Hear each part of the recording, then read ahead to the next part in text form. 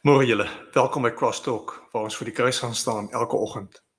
Woensdae is ons in die middel van die week en ons lewens hardloop. Ons is besig, ons is met 'n klomp goed besig. Daar's dinge wat gebeur in ons lewens, daar's deadlines wat ons chase. En iewers moet ons mekaar sê, maar waar lê ons hoop? Waaraan hou ons vas? Wat hou ons aan die gang? Ek lees vanoggend 'n interessante storie van Moses. Julle sal onthou, toe God vir die Israeliete die 10 gebooie gee, toe moet Moses teen die berg opgaan en die tablette by God kry. En toe kom hy van die berg af en hy sien die Israeliete het moedeloos geraak, moed opgegee omdat hulle moes wag en 'n kalf gemaak. En Moses gooi daardie tablette stukkend op die grond.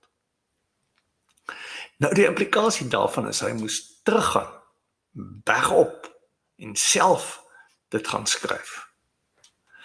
Maar toe hy daarvandaan afkom, sê Eksodus 33, toe kon mense sien God's glory, die heerlikheid van die Here het uit sy gesig uitgestraal. Hulle moes 'n doek oor sy kop sit omdat sy gesig so geblink het. Aangrypend om te dink dat as hy nie die eerste keer dit stikkend gegooi het nie, dan hoef hy nie terug te gegaan het en het hy die tyd in God se teenwoordigheid deurgebring wat hom heeltemal verander het nie. Baie keer breek goed, baie keer werk goed nie uit nie, baie keer is goed stikkend.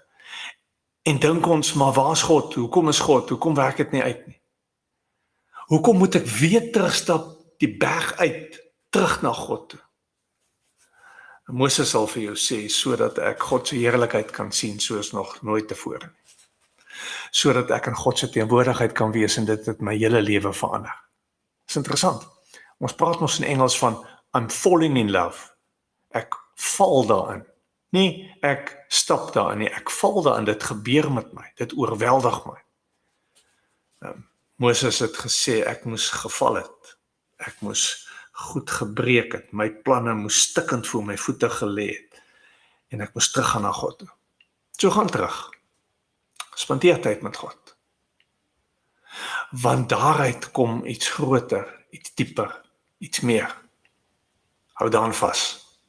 Mooi loop.